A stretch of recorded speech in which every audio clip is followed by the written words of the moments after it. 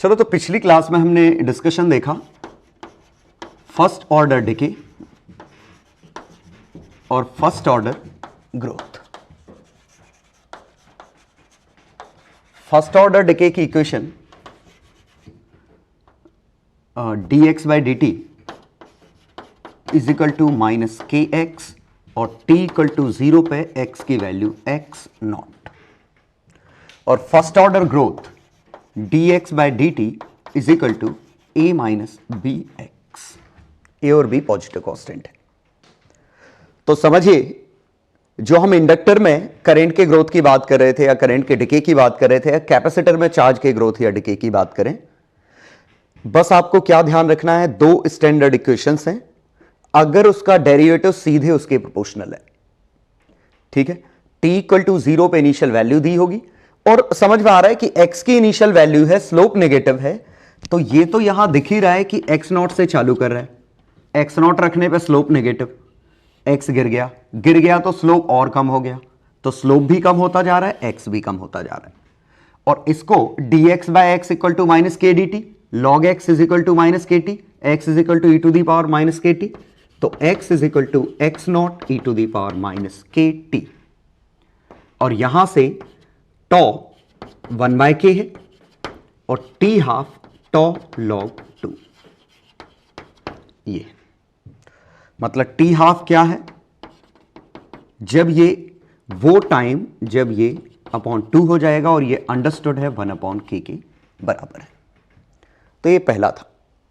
तो याद रखिएगा, स्टैंडर्ड इक्वेशन है dx बाई डी टी अगर माइनस के एक्स बन जाए, x के प्रोपोर्शनल हो विथ नेगेटिव साइन, तो ये स्टैंडर्ड फर्स्ट ऑर्डर डिके है जिसमें हाफ लाइफ का रोल आएगा। हाँ, इसमें अब ऐसे मानते हैं t इक्वल टू 0 पे x की वैल्यू 0 है। तो अगर t इक्वल टू 0 पे x 0 है तो ये ग्राफ ओरिजिन से पास होगा। x की वैल्यू 0 रखो तो dx बाई डी टी की वैल्यू a आ गई, तो कुछ ना कुछ इसके पास स्लोप है। अब स्लोप है तो x बढ़ेगा टाइम के साथ, x बढ़ेगा तो ये रेट कम होगी, बढ़ते बढ़ते एक समय ऐसा आएगा कि ये रेट 0 हो जाएगी। और ये रेट 0 कब हो जाएगी, जब x की वैल्यू a बाय बी होगी, और जब x की वैल्यू a बाय बी होगी ये रेट 0 हो जाएगी। मतलब उस समय ये कांस्टेंट की तरह बिहेव करेगा, ये कुछ ऐसा बनेगा, और इसका आया था maximum 1 minus E to the power minus b t. के का काम कौन कर रहा है, जो x का कोएफिशिएंट है। यहां भी जो x का कोएफिशिएंट है वही के टी पे था, x का कोएफिशिएंट b, यहां पे माइनस बी टी। तो ये x की वैल्यू टाइम के साथ कुछ इस तरह बनेगी। मतलब कब, जब ये 0 से स्टार्ट कर रहा है, फंक्शन इस तरह का है, तो ये ग्रोथ होती जाएगी और एक स्टेडी स्टेट वैल्यू पे जाके रुक जाएगा। ठीक, तो स्टेडी स्टेट वैल्यू, तो इसमें इंपॉर्टेंट चीज थी स्टेडी स्टेट वैल्यू, और स्टेडी स्टेट वैल्यू निकालना बिल्कुल आसान है जब रेट 0 हो जाए। तो इसकी रेट, जैसे इसकी स्टेडी स्टेट वैल्यू 0 है, रेट को आप 0 करोगे x की वैल्यू 0 हो जाएगी। यहां स्टेडी स्टेट क्या है, जब ये रेट 0 हो, दैट मीन्स x की वैल्यू a बाय बी हो, ये स्टेडी स्टेट वैल्यू। ठीक, हालांकि इसमें हमने, अगर ये इनिशियली 0 नहीं होता, मान लो dx बाय डी टी होता 4 माइनस एक्स और t इक्वल टू 0 पे x की वैल्यू 2 होती, बिल्कुल यही फॉर्म है। t इक्वल टू 0 पे x की वैल्यू 2 है, लेकिन इनिशियली x की वैल्यू 2 है। स्टेडी स्टेट वैल्यू तब है जब इसका रेट 0 हो जाएगा, मतलब x की वैल्यू 4, मतलब ये 2 से 4 ऐसे ग्रोथ करेगा। तो इसका फंक्शन क्या बन जाएगा, इनिशियल वैल्यू 2 प्लस चेंज कितने का आया 2, 1 minus E to the power minus 1 t. 1 क्या है, x का कोएफिशिएंट। तो एनीवे, ये दो इक्वेशन आपको हर हाल में याद रखना है क्योंकि ये कई बार यूज होने वाली है। कैपेसिटर इंडक्टर में तो यूज हुई है, आज भी यूज होंगी, न्यूक्लियर फिजिक्स में भी यूज होंगी, क्योंकि न्यूक्लियर डिके की सीधी इक्वेशन ये है। तो न्यूक्लियर फिजिक्स में भी आएगी, आज भी आने वाली है, इंडक्टर कैपेसिटर में भी आ चुका है। तो याद रखिएगा कि ये केस और ये केस।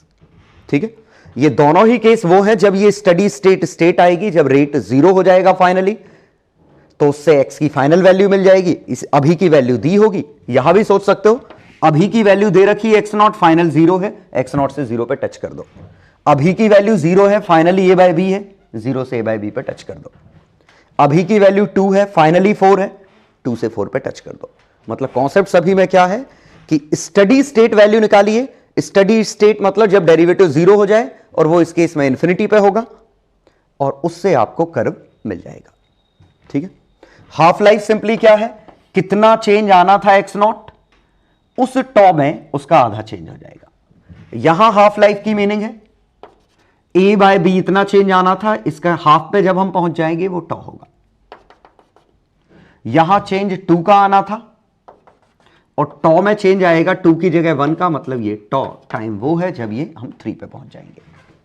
ठीक है, हालांकि फंक्शन आपको पता है तो मैथ से आप टाइम निकाल ही सकते हैं। तो ये आज का बहुत ही इंपॉर्टेंट डिस्कशन कि अगर फंक्शन इन दो में से कोई बनता है तो हमें पता है कि हम सीधे आंसर कैसे लिख सकते हैं। ठीक है, मैं 2 एग्जांपल दिखाता हूं इसमें।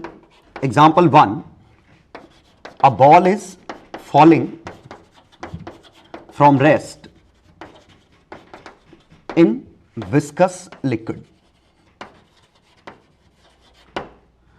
तो ये drag equal to k v, at t equal to 0 velocity is 0, find velocity at t। ये था। तो क्वेश्चन ये है, एक ऐसा लिक्विड है, लिक्विड में एक बॉडी नीचे मूव कर रही है, तो इस पर फ्री बॉडी डायग्राम क्या है, mg, किसी भी समय इसकी वेलोसिटी v, तो ड्रैग क्या लग रहा है, k v, क्वेश्चन में दे रखा है। तो चूंकि ड्रैग वेरिएबल है तो फोर्स वेरिएबल है, डिफरेंशियल इक्वेशन बना के करना पड़ेगा।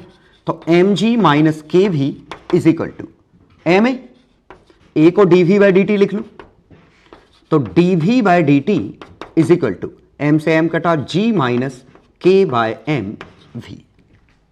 और अब जरा देखिए इसका ग्राफ वेलोसिटी 0 से चालू कर रहा है और ये वही फॉर्म है dx by dt is equal to a minus B x, और इनिशियली वैल्यू 0 है।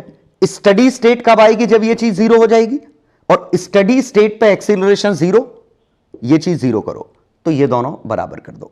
और सही बात है, स्टडी स्टेट पे टर्मिनल वेलोसिटी का केस आएगा। क्यों, स्पीड तब तक बढ़ती रहेगी जब तक कि ये के भी mg से छोटा है। स्पीड बढ़ती गई, के भी बढ़ता गया, जो ही के भी mg के बराबर हो गया स्पीड कांस्टेंट हो गई, एक्सीलरेशन 0 हो गया।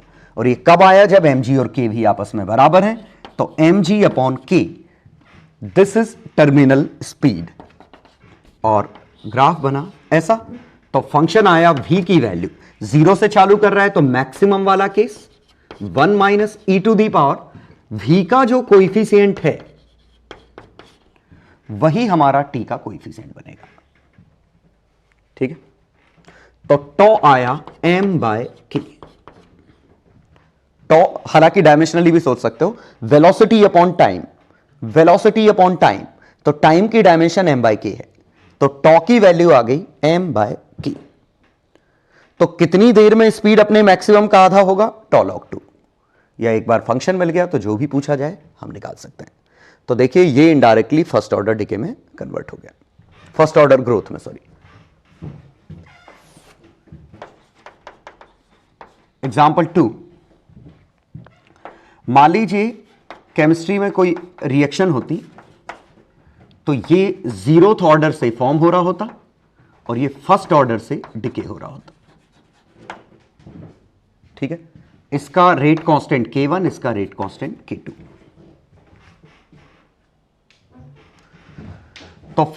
तो अब हमें निकालना होता at t equal to 0 NB equal to कुछ होता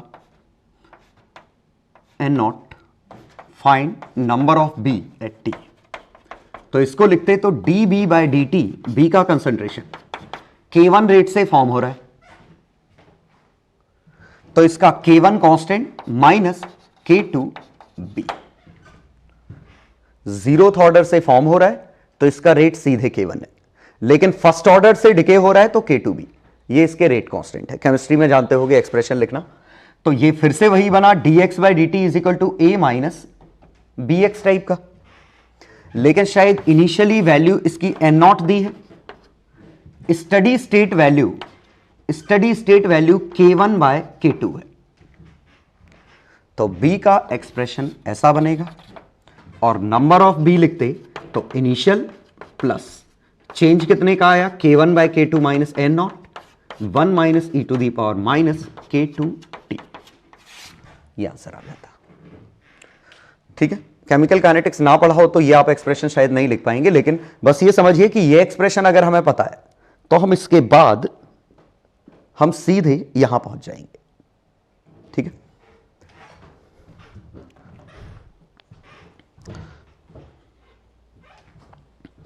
तो शायद ये समझ में आ गया होगा कि फर्स्ट ऑर्डर डिके या फर्स्ट ऑर्डर ग्रोथ, हालांकि दोनों में ही मैंने फर्स्ट ऑर्डर ग्रोथ का एग्जांपल लिया है। ठीक है, डिके का भी हम एग्जांपल ले सकते हैं।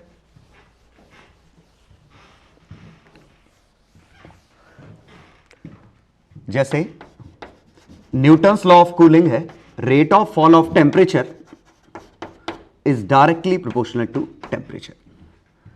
ठीक है, एक बॉडी है जिसको हमने बाहर 0 केल्विन में रख रखा है, बॉडी का टेम्परेचर T नॉट है। ठीक है, तो प्रोपोर्शनलिटी कांस्टेंट इसमें कुछ K मान लो, तो फाइंड टेम्परेचर एट T, तो T इक्वल टू 0 पे ये था। तो rate of cooling is equal to directly proportional to temperature difference. कोई भी बॉडी के कूलिंग का रेट बॉडी और सराउंडिंग के टेम्परेचर डिफरेंस पे डिपेंड करता है, और प्रोपोर्शनलिटी कांस्टेंट नेगेटिव आएगा। तो ये हमारा स्टैंडर्ड डिके का केस बन गया। तो या तो हम इसको सॉल्व ही कर लें, d t by t is equal to minus k d t integration t not से टी 0 से टी। तो ये बन गया t by t not actually log में is equal to e to the power minus के टी। तो t is equal to t not E to the power minus के टी, या स्टडी स्टेट वैल्यू जब ये रेट 0 हो जाएगी तो फाइनली वैल्यू 0 है, अभी टी नॉट है, तो टी नॉट से 0 पे गिरेगा। और ये फंक्शन है तो टॉ कितना आ गया 1 बाय के। तो एनीवे कई बार आप देखेंगे, तो बस आप स्टैंडर्ड चीज याद रखिए कि या तो आपका डेरिवेटिव खुद उसके प्रोपोर्शनल होगा, या आपका derivative a minus B x type का होगा। तो जैसे भी है, इनिशियल वैल्यू निकालो, स्टडी स्टेट वैल्यू निकालो, ग्राफ बना दो, फंक्शन लिख दो। ठीक है, तो काफी कॉमन ये एक्सप्रेशंस हैं। ठीक है, तो हम इसी तरह के डिस्कशंस करने वाले हैं इन क्वेश्चंस में।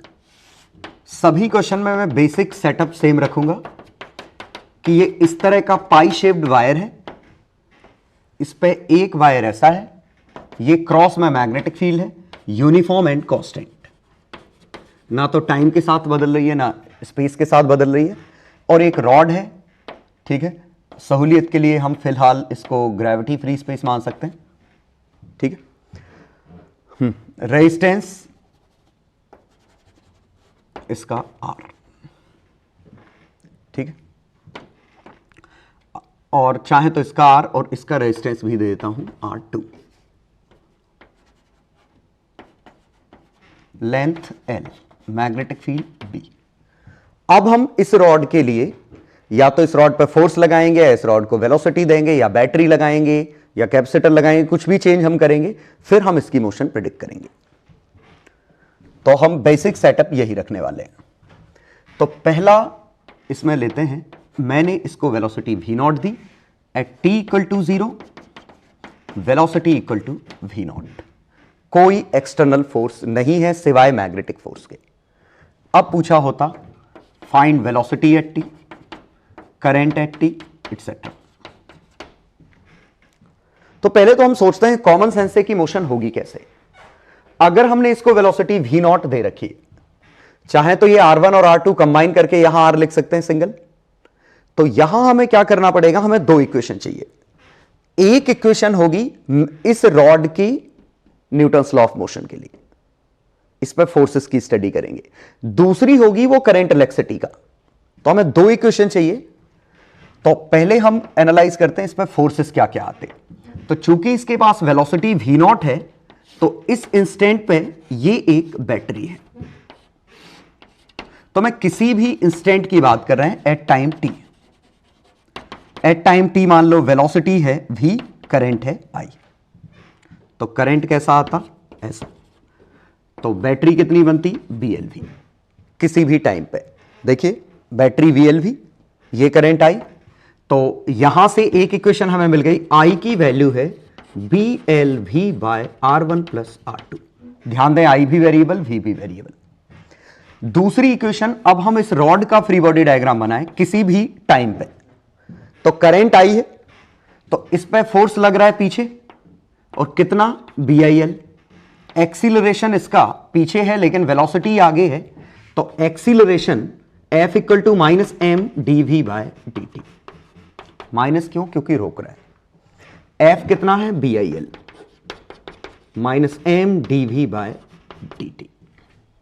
तो एक इक्वेशन ये है, एक इक्वेशन ये है, और दोनों को सॉल्व करना बिल्कुल आसान है। यहां वेलोसिटी और करंट है, यहां भी वेलोसिटी और करंट है, तो क्यों ना करंट की वैल्यू वेलोसिटी के टर्म में उठा के यहां छाप दूं।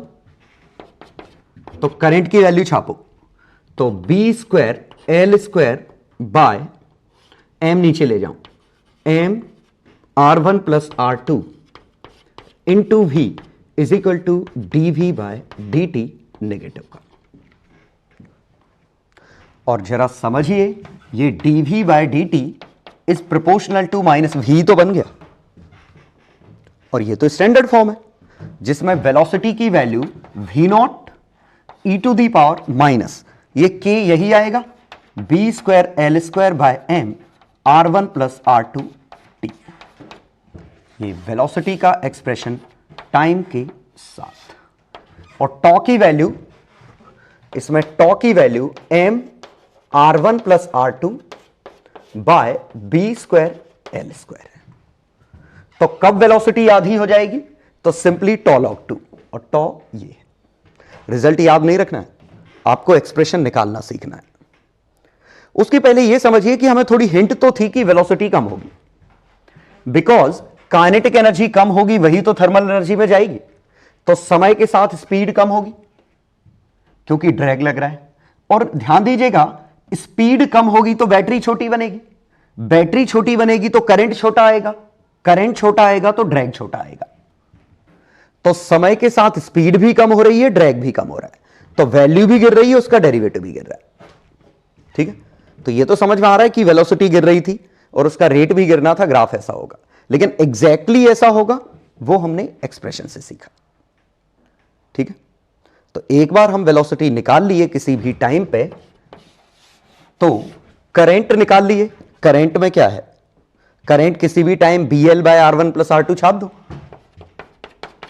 तो BL by R1 plus R2 e to the power minus b square L square M R1 plus R2 t, ये करंट। ठीक है, एक्सीलरेशन चाहिए, वेलोसिटी पता है, डेरिवेट कर दो। तो एक बार आप v निकाल पाए, फिर तो फंक्शंस में ही छापना है। तो जैसे ये दिखा कि ये फर्स्ट ऑर्डर डिके है, डिके था ये हमें पता है, फर्स्ट ऑर्डर एक्सप्रेशन से निकला। हाँ, इसी में चाहे तो आप एक और चीज चेक कर सकते हैं, जो कि मैं किसी भी टाइम पे लिख सकता हूं, I स्क्वायर R dt 0 से टाइम t तक is equal to half m v नॉट square minus half m v t square. सोचो ये क्या लिखा है, और इसी का हाँ स्पेशल केस 0 से infinity I square R dt equal to half m v square. एक ही चीज है, t इक्वल टू इंफिनिटी छापते तो फाइनल वेलोसिटी 0 हो जाती है बता। और ये क्या लिखा है इंफिनिटी पे? Total loss in thermal energy is equal to kinetic energy of rod. और ये क्या लिखा है? लॉस इन थर्मल मतलब loss in electrical energy in form of heat from 0 to time t is equal to loss of kinetic energy. जो भी thermal energy के form में ये रेजिस्टेंस लूज कर रहा है वो इसकी खुद की एनर्जी नहीं है, वो यहां इस रॉड की काइनेटिक एनर्जी का लॉस हुआ है। और रॉड की जो काइनेटिक एनर्जी का लॉस है वो I स्क्वायर R में दिखाई दे रहा है। ठीक है, तो उम्मीद है कंजर्वेशन ऑफ एनर्जी समझ में आया होगा। ये एक्सप्रेशन लिख के वेरीफाई कर दो, बिल्कुल सही आएगा ये एक्सप्रेशन में छापोगे तो ये हमारा एक्सप्रेशन सीधे सीधे समझ में आ रहा है कि हुआ क्या है। और ये काफी हद तक आपको ऐसे याद आएगा, इसका चार्ज Q है T इक्वल टू 0 पे। किसी भी टाइम पे कैपेसिटर पे चार्ज बचा Q, तो यहां से यहां तक जो I²R/dt का इंटीग्रेशन है 0 से T is same as loss in energy of capacitor. यहां से यहां तक जो रेजिस्टेंस पे हीट आई है वो कैपेसिटर की एनर्जी का लॉस है। तो वैसे ही लगभग यहां सोच सकते हो, कैपेसिटर इलेक्ट्रिकल एनर्जी स्टोर करता है, तो उस इलेक्ट्रिकल एनर्जी का लॉस थर्मल एनर्जी में जा रहा है। यहां ये रॉड के पास काइनेटिक एनर्जी थी, काइनेटिक एनर्जी का लॉस थर्मल एनर्जी में जा रहा है। तो ये पहला डिस्कशन कि अगर कोई फोर्स वेलोसिटी मेंटेन करने वाला नहीं हुआ तो इस वेलोसिटी को कम होना है, और कम होते होते ये वेलोसिटी खत्म हो जाएगी, और उस जब वेलोसिटी खत्म होगी उस समय करंट भी खत्म हो जाएगा, लेकिन इसकी पूरी की पूरी हीट यहां डेवलप हो गई है। तो ये इत्मीनान से आपको सोचना है कि सही बात है, ऐसा ही होना था, अपने आप को कन्विंस करिए। एग्जाम्पल 2, ऑलमोस्ट वही सेटअप, लेकिन अब हम क्या चेंज करने वाले हैं इसमें। पहले मैंने वेलोसिटी दी थी, अब वेलोसिटी नहीं दे रहा हूं, मैं एक फोर्स लगा रहा हूं जो कि कांस्टेंट है, और initially velocity t equal to 0 पे वेलोसिटी 0 मान लेता हूं। अब हमें निकालना है कि इसकी मोशन किस तरह होगी। तो once again at time t हम मान लेते हैं कि इसमें करंट, इसकी वेलोसिटी v है, इसमें करंट I है। तो हमें दो इक्वेशन चाहिए इसकी, एक तो सर्किट वाली, तो सर्किट के लिए हमें इक्विवेलेंट बैटरी चाहिए, ये हमारी इक्विवेलेंट बैटरी हो गई। और चूंकि इसकी वेलोसिटी v है तो बैटरी का ईएमएफ आएगा BLV R2 R1 करंट। तो current is equal to BLV by R1 plus R2, ये किसी भी इंस्टेंट का करंट आ गया। दूसरी इक्वेशन हमें इसका फ्री बॉडी डायग्राम बनाना है, तो इस पे चूंकि करंट है तो एक BIL पीछे है, BIL पीछे है तो इस पे एक F आगे है, और इस बार इसकी वेलोसिटी आ गई है, वेलोसिटी 0 है, धीमे धीमे वेलोसिटी आएगी। तो यहां लिखें तो F minus BIL mdv by dt। और ये सॉल्व करने से पहले आप इमेजिन कर सकते हो कि एक्सप्रेशन कैसा बनेगा। कैसे, यहां वेलोसिटी 0 है, वेलोसिटी 0 तो बैटरी 0 तो करंट है नहीं, तो ये फोर्स इसको एक्सीलरेट कराएगा। तो इनिशियली एक्सीलरेशन सीधे F/m होगा, इनिशियली एक्सीलरेशन F/m होगा, F/m से एक्सीलरेट करेगा, लेकिन जो ही एक्सीलरेट करेगा इसके पास स्पीड आएगी, स्पीड आएगी तो बैटरी बनेगी, बैटरी बनेगी तो BIL होगा, और समय के साथ स्पीड बढ़ रही है तो ये BIL बढ़ रहा है। स्पीड बढ़ेगी, बैटरी बढ़ेगी, करंट बढ़ेगा, रोकने वाला फोर्स बढ़ेगा। तो समय के साथ इसकी वेलोसिटी बढ़ रही है तो ये बढ़ रहा है, और कभी ना कभी ऐसा होगा कि ये BIL इस F को बैलेंस कर लेगा। तो जिस वेलोसिटी पे BIL F को बैलेंस कर लेगा वही हमारी टर्मिनल वेलोसिटी है। अभी देखिए टर्मिनल वेलोसिटी का केस बिल्कुल बनने वाला है, ये 1 ये 2।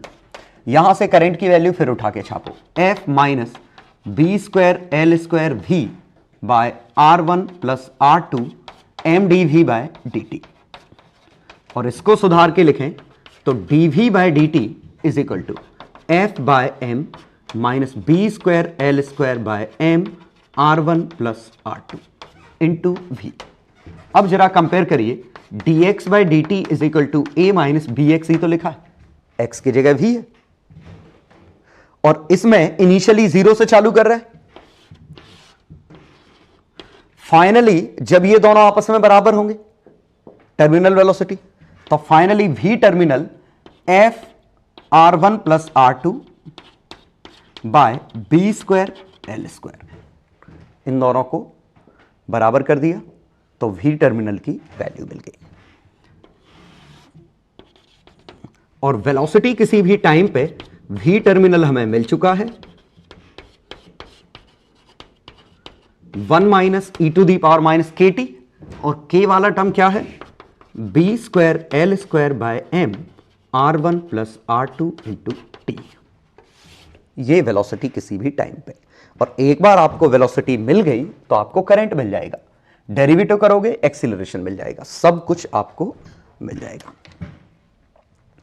ठीक है, तो आप ऐसे समझ सकते हैं v आया हमारा v not 1 minus E to the power minus के टी, और v नॉट क्या है, टर्मिनल स्पीड, और v नॉट निकालने के लिए पूरे एक्सप्रेशन लिखने की जरूरत नहीं। टर्मिनल स्पीड का केस वो है जब f और BIL आपस में बराबर है, तो एट टर्मिनल f और BIL बराबर है, और करंट की वैल्यू कितनी है, BL v terminal by R1 plus R2 into L। मिल गई टर्मिनल स्पीड यहां से।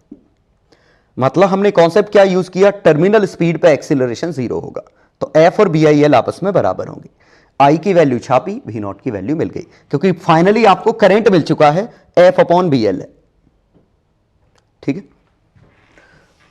तो करंट का मैंने बनाया नहीं, लेकिन करंट का ग्राफ टाइम के साथ, ठीक है, करंट का ग्राफ टाइम के साथ, इनिशियली करंट 0 था, मैक्सिमम, फाइनली करंट जब BIL f के बराबर हो जाएगा, f बाय BL, ये करंट का ग्राफ। तो current is equal to f by BL 1 minus E to the power minus के टी, और k क्या है, ये वाला टर्म। तो इस तरीके से आप ये अंदाज लगा सकते थे कि अगर हमने फोर्स लगाना चालू किया तो स्पीड बढ़ेगी, लेकिन स्पीड बढ़ेगी तो ड्रैग बढ़ेगा, और बढ़ते बढ़ते एक केस ऐसा आएगा कि ड्रैग और फोर्स आपस में बराबर है, और ड्रैग और फोर्स आपस में बराबर है, तो उस समय वेलोसिटी कांस्टेंट है, करंट कांस्टेंट है। ठीक है, हां, एक बात और समझ सकते हैं कि यहां वर्क एनर्जी थ्योरम आप जस्टिफाई कर सकते हैं कि यहां जो इसके पास थर्मल एनर्जी आ रही है, इस एफ ने जो वर्क किया है वो दो जगह जाएगा, इसकी काइनेटिक एनर्जी बढ़ाने में और हीट करने में। आफ्टर स्टेडी स्टेट जब इसकी काइनेटिक एनर्जी कांस्टेंट हो जाएगी, पूरा का पूरा इस फोर्स का work done I square R में दिखाई देगा। ठीक है, तो टर्मिनल वेलोसिटी अटेन करने के बाद, ठीक है, when it attains terminal speed, तो काइनेटिक एनर्जी तो हो गई कांस्टेंट, इसका मतलब work done by F is equal to total heat में चला जाएगा, और वर्क डन बाय एफ की जगह पावर लिखूं तो F into V not is equal to I square R, ये बन जाएगा। Power supplied by F is equal to I naught square into R. ठीक है, और बात सही भी है, आई नॉट की वैल्यू कितनी है, F by B L, F R मतलब टोटल रेजिस्टेंस है, और यहां से वेलोसिटी की value F R by B square L square. R1 plus R2 को R लिखा है, देखें दोनों एक्सप्रेशन सेम है, तो जो ये पावर दे रहा है वही यहां है। तो कोशिश करिएगा खुद से अच्छे से डिराइव करें और चीजों को बिल्कुल प्रॉपर फील करिए। पहले कॉमन सेंस बनाने की कोशिश करिए कि जब अकेली वेलोसिटी दी थी तो वेलोसिटी गिरते गिरते 0 हो जाएगी। फोर्स अगर दे रखा है तो ये फोर्स आगे आएगा, ड्रैग बढ़ेगा, तो ये दोनों ही चीजें ये ड्रैग की तरह है। जैसे ये मैंने एक लिक्विड वाला एग्जांपल दिया था अभी कि एक लिक्विड के अंदर एक बॉल गिर रही है, तो इस पर mg नीचे है, kv ऊपर है, और टर्मिनल स्पीड तब आई थी जब mg और kv आपस में बराबर हो गए थे। ये टर्मिनल स्पीड का केस था और वेलोसिटी बनी थी ऐसे। और ये जब हमने रॉड को v नॉट देके छोड़ा था, इसको आप ऐसे समझ सकते हैं कि किसी बॉडी को v नॉट देके छोड़ दी, इस पे इकलौता फोर्स ड्रैग लग रहा है kv, तो फाइनली कभी ना कभी रुकेगा। अब जब भी रुकेगा इस पे dv by D T is equal to minus के वी बाय एम, ये ऐसा बनता, तो इसका आंसर आता v equal to V naught E to the power minus के टी टाइप का, k बाय एम टी, और ग्राफ बनता ऐसा। तो ये वैसे हो गया कि किसी लिक्विड में हॉरिजॉन्टली हमने प्रोजेक्ट किया, कोई ग्रेविटी नहीं है, इस वेलोसिटी को हमें खत्म करना है। चलो, तो 2 डिस्कशन हुए, तो कुछ क्वेश्चन देता हूं, फिर हम आगे डिस्कशन कंटिन्यू करेंगे। हाँ, ये 3 क्वेश्चन है। पहले में सुपर कंडक्टिंग रेल्स हैं, रेल्स इनफाइनाइट लेंथ की मानना है सभी में। वेलोसिटी 6 है, t इक्वल टू 0 पे रेजिस्टेंस इसका 0 है, ये 2 ओम है, इसके पास कोई रेजिस्टेंस नहीं है, और इसकी वेलोसिटी 6 है initially. Magnetic field 0.5 Tesla, gravity missing है, ये निकालना है। मैं रिकमेंड करूंगा कि फॉर्मूला ना यूज करें, दोनों इक्वेशन बनाइए, एक करंट वाली इक्वेशन बनाइए, एक इसकी मैकेनिक्स वाली equation F equal to M A, और दोनों को सॉल्व करके आंसर निकालिए, पुराने रिजल्ट यूज मत करिए। सिमिलरली इसमें ये हमारा वंस अगेन पाई शेप्ड सुपरकंडक्टर है, इनफाइनाइट लेंथ का है, और यहां से मास m को हमने रिलीज किया, थीटा ये है, इस प्लेन के परपेंडिकुलर एक मैग्नेटिक फील्ड है, ग्रेविटी है, तो आपको t इक्वल टू 0 पे रॉड को रिलीज कर रखा है, ट्रैक में कोई फ्रिक्शन नहीं, कोई रेजिस्टेंस नहीं, तो टर्मिनल स्पीड और time when velocity is equal to 3/4 terminal. Once again equation बना के, थर्ड क्वेश्चन में इक्वेशन नहीं पूछी है मैंने, खाली टर्मिनल स्पीड, फाइनल टेंशन और करंट पूछा है। और इसमें क्या है, ये हॉरिजॉन्टल ट्रैक पे ये ट्रैक फिक्स्ड है, ठीक है, ये ट्रैक स्मूथ है, फिक्स्ड है, रेजिस्टेंस नहीं है, एक ही रेजिस्टेंस है R, इसका मास m, लेंथ है, मैग्नेटिक फील्ड B, और ये मास m, और ये स्टडी स्टेट सिचुएशन में दिया है, तो स्टडी स्टेट वेलोसिटी आपको बतानी है कितनी होगी, ठीक है। तीनों क्वेश्चन ट्राई करिए। चलो सॉल्यूशन देखें। पहले क्वेश्चन में तो किसी भी टाइम पे इसकी वेलोसिटी बनती BLV, रेजिस्टेंस आता 2 ओम, B की वैल्यू कितनी है 0.5, L की वैल्यू कितनी है 2, तो ये बन गया V के बराबर ही आ गया EMF, तो यहां से करंट आ गया V/2, ठीक है। और अब हम इसकी इक्वेशन लिखते तो इस पे फोर्स एक आता, वेलोसिटी इसकी इधर है तो रिटार्डेशन पीछे होगा, F आएगा BIL, तो इसका BIL is equal to minus M dV/dt, BL इन दोनों का प्रोडक्ट 1 है, I की वैल्यू V/2, M की वैल्यू 2, dV/dt, तो dV/dt is equal to minus V/4, तो dV/V, V is equal to V0 e to the power T/4, ये आया। अब शायद पूछा है वेलोसिटी कब 2 हो जाएगी, तो 2 equal to 6 T/4, T is equal to 4 log 3, ये आंसर। इतने टाइम पे वेलोसिटी 2 मीटर पर सेकेंड हो जाएगी, वेलोसिटी का फंक्शन ये बनेगा, ठीक है। हाँ, इसी में अगर हमसे कहा होता वेरीफाई कंजर्वेशन ऑफ एनर्जी, तो करंट I की वैल्यू अपनी आई V/2, एक्चुअली BLV/R, तो V/2, वेलोसिटी का टर्म कितना आया 6 e टू दी पावर, तो 3 e to the power minus T/4। अब हमसे निकालना होता I² dt 0 से infinity, 3 e to the power minus T/4 whole square, resistance कितना है 2 इंटू dt 0 से इंफिनिटी, चेक करते हैं कितना बनता है, तो 9 और 2 18 e to the power minus T/2 dt 0 से इंफिनिटी, तो T/2 का 2 36, 0 से infinity e to the power minus T/2, 0 और इंफिनिटी, ये वैल्यू बनी 1, आंसर आया 36 जूल। और जरा देखिए हाफ mv0 स्क्वायर कितना है, हाफ 2 6 स्क्वायर, मतलब जितनी रॉड की काइनेटिक एनर्जी है ठीक उतनी ही हीट डिसिपेट हुई है 0 से इंफिनिटी, मतलब जो थर्मल पावर आई है या थर्मल एनर्जी डेवलप हुई है वो कहीं और नहीं, इसकी काइनेटिक एनर्जी से आई है, ये मैंने वेरीफाई कर दिया। चलो क्वेश्चन 2। अब क्वेश्चन 2 में एक फोर्स है ग्रेविटी का, लेकिन ये फोर्स का पूरा कंपोनेंट तो आना नहीं है, फोर्स का कौन सा आएगा mg sin थीटा कंपोनेंट, एक पीछे लगेगा BIL, और आप यही सोच सकते हैं कि BIL पक्का पीछे आएगा तो इसकी बैटरी कुछ ऐसी बनेगी, तो करंट, मैग्नेटिक फील्ड हमारा डॉट है, ठीक है, तो करंट कहां आएगा ऊपर, तभी BIL पीछे आएगा, बैटरी बनेगी ऐसी, ये कुछ ऐसा बनेगा। तो अगर हम इक्वेशन लिखें तो ये BLV की battery, BLV/R is equal to current, और mg minus BIL mdV/dt, mg sine theta, sorry,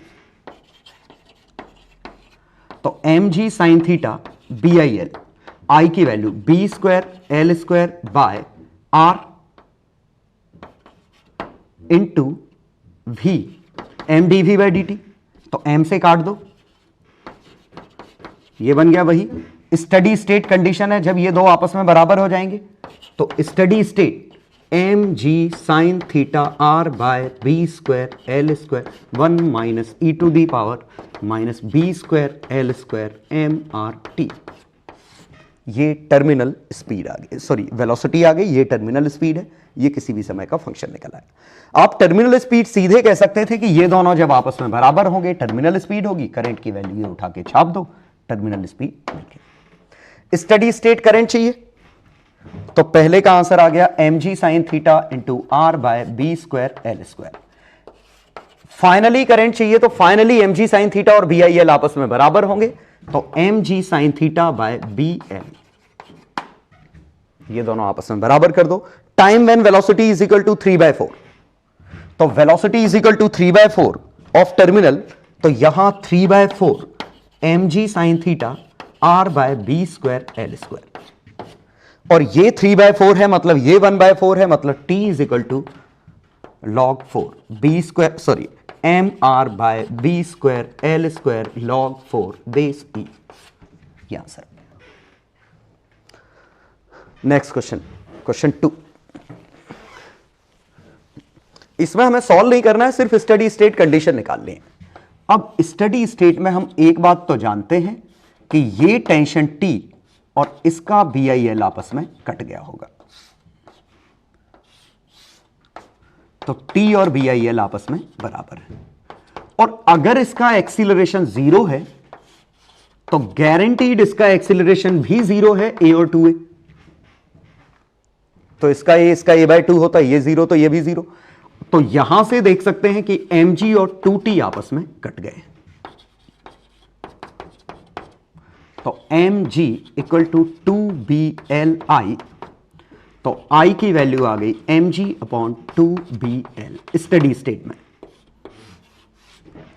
लेकिन हमें पता है कि करंट की value BIL by resistance is equal to, sorry BLV by resistance is equal to current है, तो करंट को हम लिख सकते हैं BLV by R mg by 2BL, तो यहां टर्मिनल स्पीड आ गई mg R by 2B square L square, ये फाइनल स्पीड आ गई। ये टर्मिनल स्पीड है, ये टर्मिनल करंट है। फाइन टेंशन और फाइनली टेंशन कितनी है, mg बाय 2, ये आंसर आ गया। तो बहुत ही आसान था, टर्मिनल स्पीड के समय इसका एक्सीलरेशन 0 है तो इसका 0 है, तो mg equal to 2t, tension मिल गई, और ये टेंशन BIL के बराबर है, करंट मिल गया, और करंट की value BLV by total resistance है, वेलोसिटी मिल गई। तो बहुत ही स्ट्रेट फॉरवर्ड क्वेश्चन थे।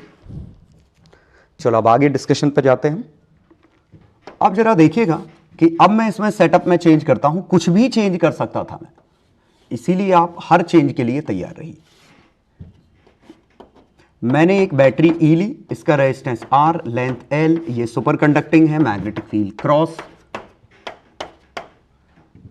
ठीक है, मैग्नेटिक फील्ड क्रॉस ले लिया, ये कुछ इस तरह ले लिया, और t इक्वल टू 0 पे वेलोसिटी 0 है और switch is closed at t equal to 0।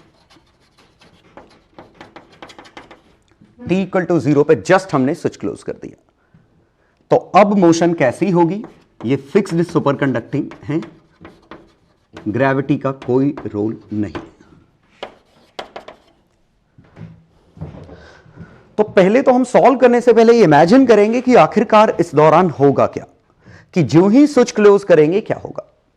तो जो ही स्विच क्लोज करेंगे करंट जाएगा, अभी इसके पास वेलोसिटी तो है नहीं, तो सिर्फ एक ही बैटरी बनी, कौन सी, E, तो इनिशियली करंट E/R है, लेकिन चूंकि करंट आएगा तो एक फोर्स आएगा, फोर्स आएगा तो एक स्पीड आएगी, तो समय के साथ इसके पास स्पीड आने लगेगी,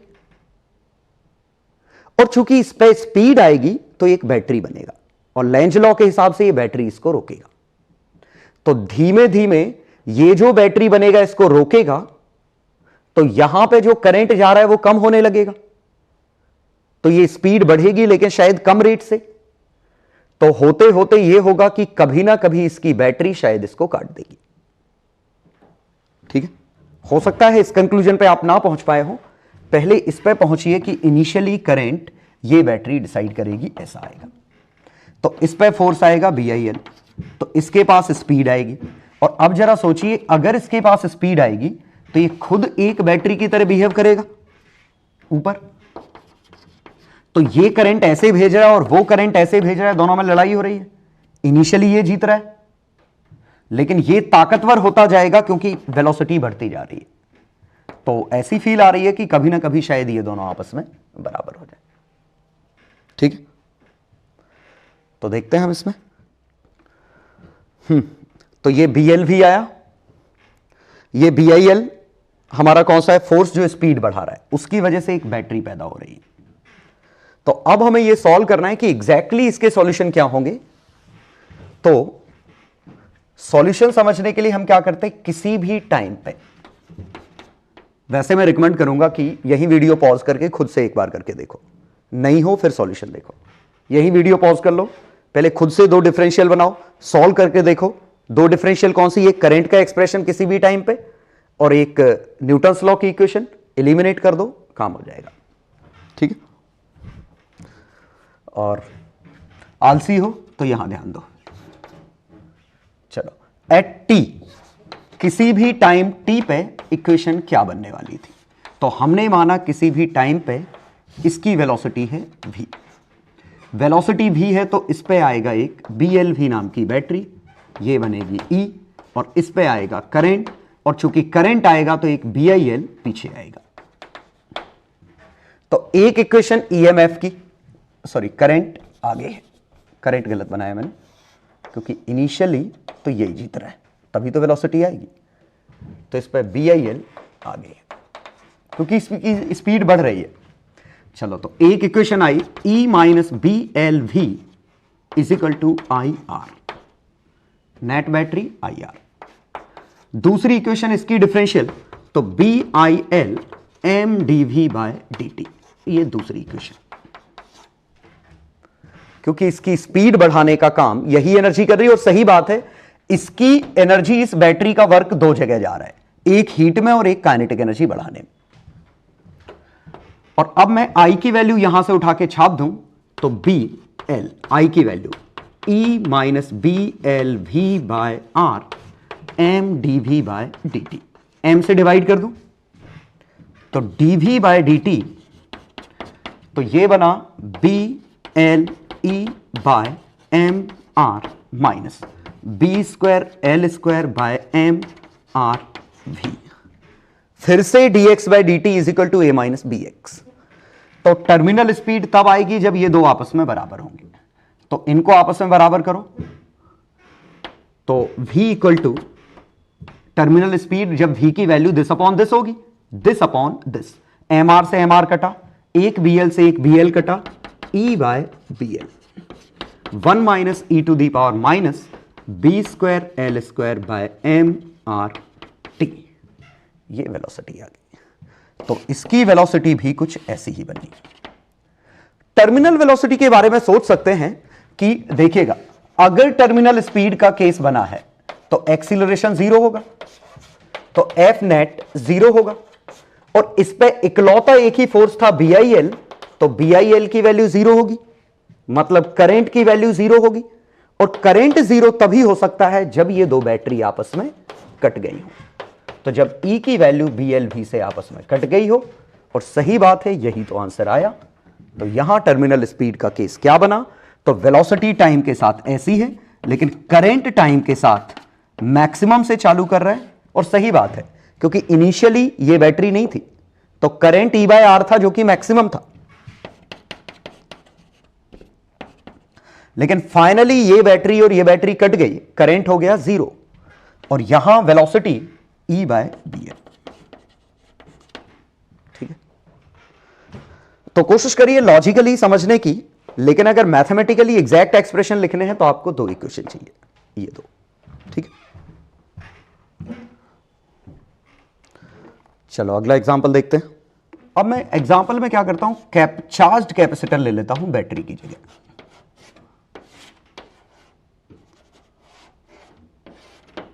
v equal to 0, t equal to 0 पे वेलोसिटी 0 है एंड स्विच इज क्लोज्ड, मतलब बाकी सब ज्यों का त्यों है। बस मैंने यहां क्या किया है कि बैटरी को कैपेसिटर से रिप्लेस कर दिया है, जिसका चार्ज Q, कैपेसिटेंस C। ठीक है। अब आप देखिए कि जो ही मैं स्विच क्लोज करूंगा कैपेसिटर डिस्चार्ज होना चाहेगा, लेकिन डिस्चार्ज होगा तो एक करंट भेजेगा, करंट भेजेगा तो इसके पास एक बैटरी बनना चालू होगी, तो BLV आएगा। ठीक है, तो फिर से दो इक्वेशन हम बना सकते हैं। एट टाइम t, किसी भी टाइम t पे let the charge on capacitor is Q, current flowing through the battery, through the resistor is I, and the equivalent battery created across the resistor is BLV, और इसकी velocity v है और इस पे current ऐसा है और दिख रहा है फोर्स BIL है। ये बनता, तो कैपेसिटर की एनर्जी दो जगह खर्च हो रही है, इसको एक्सीलरेट कराने में और थर्मल पावर। अब हम देखें तो एक हमें चाहिए किरचॉफ्स लॉ वाली इक्वेशन, तो इस लूप में मूव करते हैं।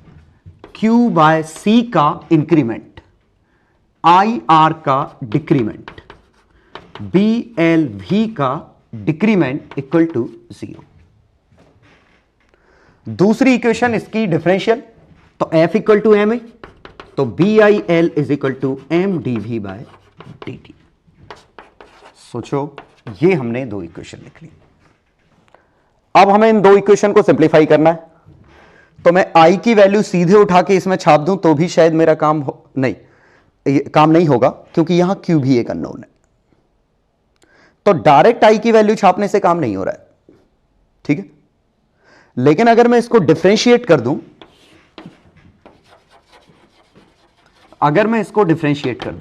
तो क्या होगा, dQ/dt की वैल्यू I बन जाएगी,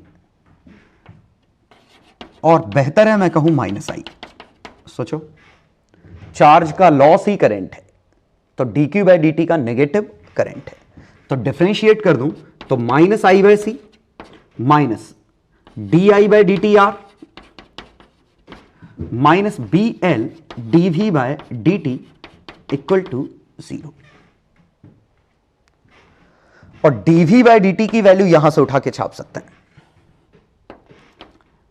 ठीक है। dV/dt की वैल्यू कितनी है, BIL/M, तो -I/C minus dI/dt into R minus dV/dt B²L² M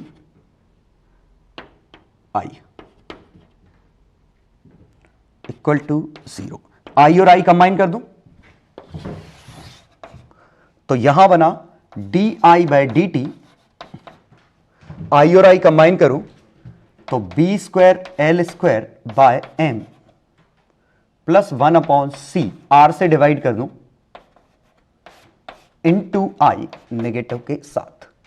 और जरा सोचिए, ये कांस्टेंट टर्म है, तो dI/dt is proportional to I with negative constant, तो I is equal to I max I0 e⁻⁻, ये गंदा सा कांस्टेंट, इसको अगर मैं C लूं तो CT, वेयर I0 की वैल्यू कितनी है, I0 कुछ और नहीं, इनिशियल करंट है, और इनिशियली वेलोसिटी 0 थी, इनिशियल करंट, इनिशियली वेलोसिटी 0 थी, तो करंट की वैल्यू Q/RC, और Q की वैल्यू कितनी थी, कैपिटल Q, इनिशियली वेलोसिटी 0 थी, स्मॉल q की वैल्यू कैपिटल Q थी, तो Q/C इनिशियल करंट, तो इनिशियल करंट Q/RC, तो इनिशियल करंट ये है, और C की वैल्यू ये गंदी सी B²L², ठीक है, by MR plus 1/RC। C capital C है, ये स्मॉल c है, डैश कर देता हूं, ठीक है। और करंट का एक्सप्रेशन बना कुछ ऐसे, ये इतना गंदा सा इक्वेशन था। करंट का एक्सप्रेशन इसमें छापोगे तो वेलोसिटी का एक्सप्रेशन आ जाएगा, वेलोसिटी का एक्सप्रेशन इंटीग्रेशन से बनेगा, ठीक है। तो वेलोसिटी कुछ बनेगी V0 1 - e⁻⁻t/τ, और V0 की वैल्यू निकालने के लिए हम क्या करेंगे जरा समझिए। At t equal to infinity current 0 है, और t इक्वल टू इंफिनिटी पे करंट 0 है, तो चार्ज Q की वैल्यू BLVC है t इक्वल टू इंफिनिटी पे। लेकिन दिक्कत यह है कि हमें उस समय का चार्ज पता नहीं है कितना है, तो हमें एक और इक्वेशन चाहिए। तो t इक्वल टू इन्फिनिटी पे करेंट जीरो है, dv बाई dt जीरो है, ये हम इक्वेशन यूज कर चुके हैं, तो i dt का इंटीग्रेशन वाली इक्वेशन लिखना पड़ेगी। v नॉट की वैल्यू निकालने के लिए बता रहा हूं मैं भी, फिलहाल इस पर फोकस करो कि हम करंट की वैल्यू निकाल चुके हैं। ठीक है, वेलोसिटी पे हम कुछ देर में आते हैं क्योंकि मुझे मिटाना पड़ेगा। घबराइए मत, ये क्वेश्चन की तरह ट्रीट करिए, थ्योरी नहीं है, क्वेश्चन की तरह ट्रीट करिए। एक हमने डिफरेंशियल इक्वेशन बनाई किरचॉफ्स वोल्टेज लॉ की, एक हमने बनाई न्यूटन्स लॉ की। अब यहां अननोन हो गए थे तीन, आई वी क्यू। तो क्यू की वैल्यू हमें अननोन हो गया एक्स्ट्रा, डेरिवेट कर दो तो क्यू का डेरिवेटिव आई है, तो मैंने डिफरेंशिएट किया, क्यू का derivative minus I by C, I का derivative d I by D t, ये d V by D t, और मैंने इसमें से d V by D t उठा के इसमें छाप दिया, तो ये आई और d I by D t में सीधे स्ट्रेट फॉरवर्ड इक्वेशन बन गई। इसके बाद का काम हमारी इस इक्वेशन के अंदर छुपा हुआ है। t इक्वल टू जीरो पे चार्ज की वैल्यू q है, करंट की वैल्यू, चार्ज की वैल्यू q है, वेलोसिटी की वैल्यू जीरो है, करंट की वैल्यू, वेलोसिटी जीरो, करंट की value q by R C है। t इक्वल टू इंफिनिटी पे करंट हमारा जीरो है, इंफिनिटी पे current zero, acceleration zero, obviously initially acceleration है, और कैसे मिलेगा एक्सीलरेशन, b आई की initial value I naught L by M, I naught की वैल्यू कितनी है, b q by R C L by M. Finally acceleration zero, velocity finally हमें सोचनी है कितनी है। अब चूंकि करंट जीरो है, फील करिए करंट जीरो है, तो q की वैल्यू और ये आपस में करंट जीरो करो, तो यहां से q बाय सी ही BL भी है, और बात सही है। कैपेसिटर की इक्विवेलेंट बैटरी और इसकी इक्विवेलेंट बैटरी आपस में कट गई होंगी, इसका ड्रॉप और इसका ड्रॉप आपस में कट गया, तभी तो IR आया नहीं। लेकिन हमारे पास Q भी अननोन है, V भी अननोन है, हमें इस Q और V की वैल्यू चाहिए, और ये वैल्यू हम कैसे लिखेंगे वो देखिएगा।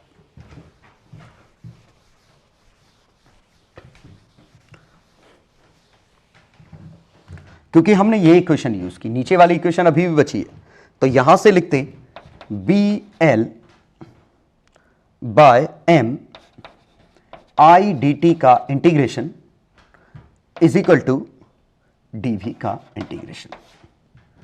करंट कितने से चालू किया था, वेलोसिटी हमने जीरो से चालू की, ठीक है, वेलोसिटी जीरो से चालू की, फाइनल हो गई V।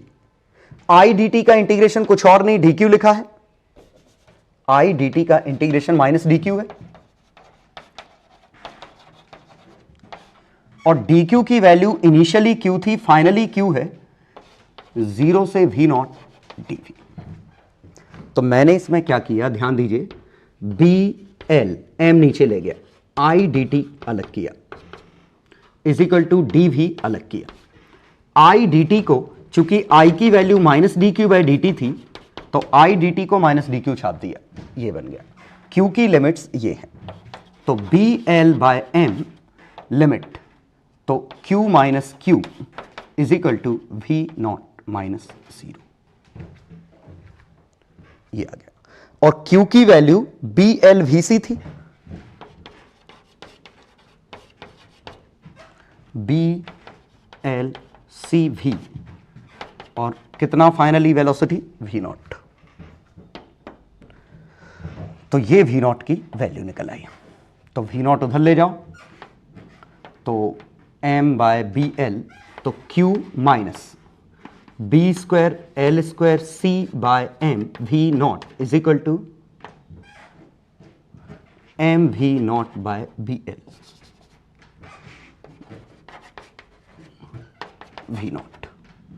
तो V नॉट की वैल्यू आ गई BL by M Q by 1 plus B square L square C by M, ये हत्यारी सी वेलोसिटी V नॉट आ गई। तो काफी ट्रिकी क्वेश्चन था ये, तो मैं रिकमेंड करूंगा कि खुद से अच्छे से सॉल्व करिए, फिर हिंट के लिए इसको यूज करिए, क्योंकि खुद से नहीं सॉल्व करोगे तो समझ में नहीं आएगा कि मैंने क्या क्या कर दिया। तो खुद से सॉल्व करिए क्वेश्चन को और फिर आंसर निकालने की कोशिश करिए। अपने आप आपको ये क्लिक कर जाएगा कि आई डी टी को माइनस डी क्यू लिखना है और इसको ऐसे करना है। ठीक है, कैलकुलेशन एक बार चेक कर लेता हूं। B L Q by B square L square C by M 1 plus B L Q by M सही होगा। चलो ठीक है, अब मैं कुछ क्वेश्चन आपको दे रहा हूं जो आपको ट्राई करने हैं, क्वेश्चन की तरह ही उनको लेना है। तो ये 3 क्वेश्चन सॉल्व करने हैं। पहले क्वेश्चन में एक कैपेसिटर है, एक वायर है। ध्यान दीजिए, वायर के पास रेजिस्टेंस नहीं है, रेजिस्टेंस एक्चुअली कहीं भी नहीं है। इनिशियल वेलोसिटी वायर की 0 है, चार्ज भी कैपेसिटर पे 0 है, लेकिन एक फोर्स लगा रखा है हमने। जो फोर्स इसको वेलोसिटी देगा तो इस पे चार्ज भी आएगा, तो वही फोर्स काइनेटिक एनर्जी बढ़ाएगा, वही फोर्स कैपेसिटर को चार्ज करेगा। वेलोसिटी किसी भी टाइम पे, करंट किसी भी टाइम पे, एक्सीलरेशन किसी भी टाइम पे। 2 इक्वेशन लिखोगे, फिर आपको उन इक्वेशन में से एलिमिनेट करना है, फिर सॉल्व करना है। ठीक है, हो सकता है पिछले क्वेश्चन की तरह डिफरेंशिएट करना पड़ेगा ही।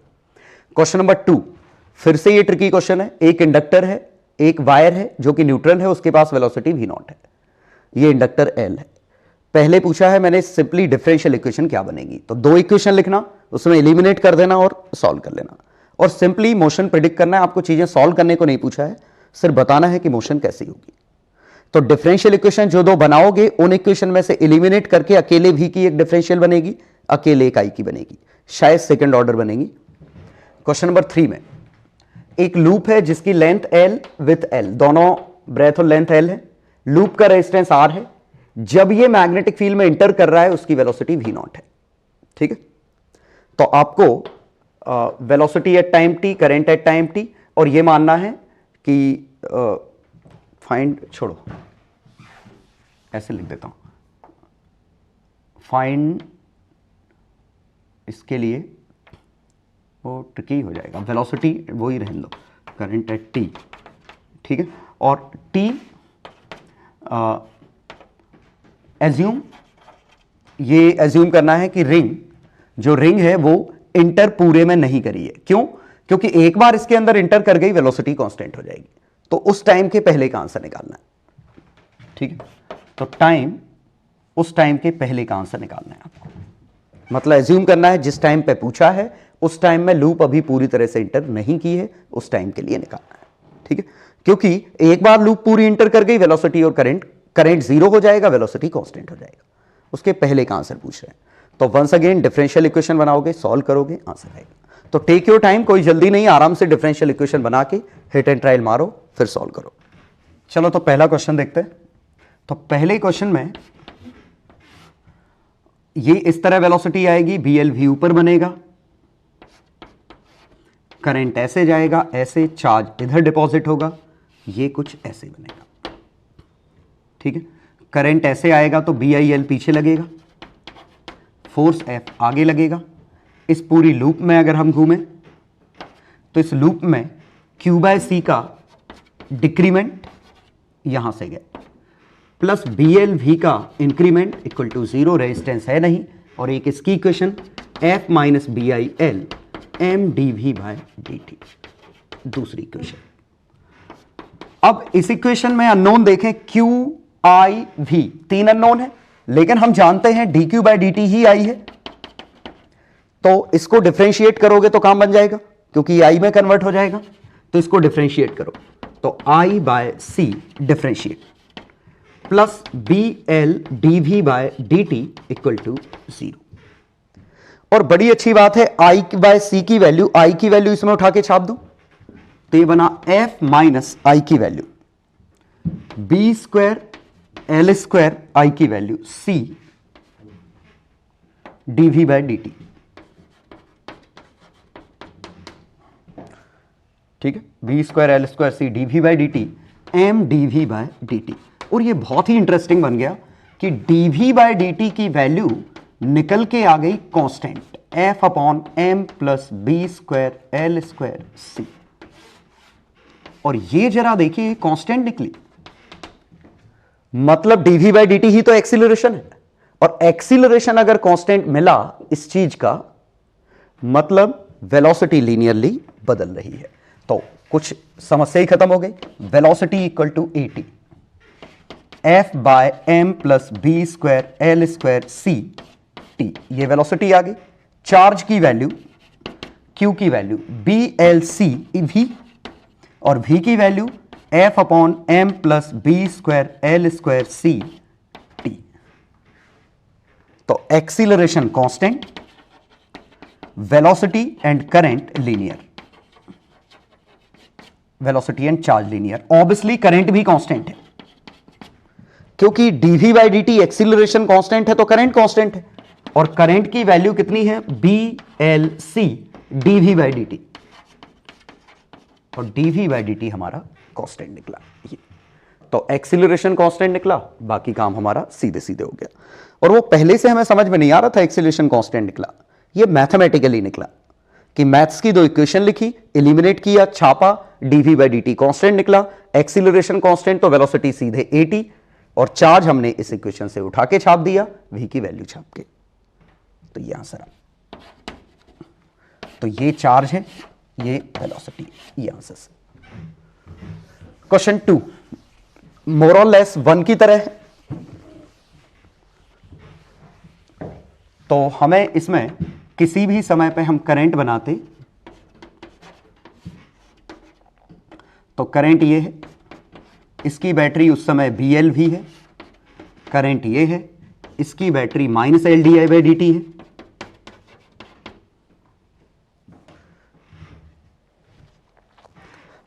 वैसे करंट उल्टा जाएगा, करंट की डायरेक्शन मैंने उल्टी बनाई है।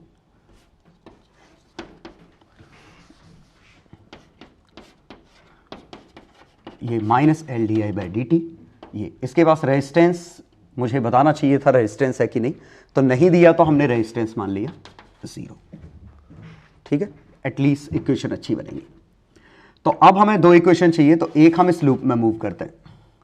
तो इस लूप में मूव करें तो अगर मैं नीचे से ऊपर गया तो LDI by dt minus BLV equal to 0, एक इक्वेशन।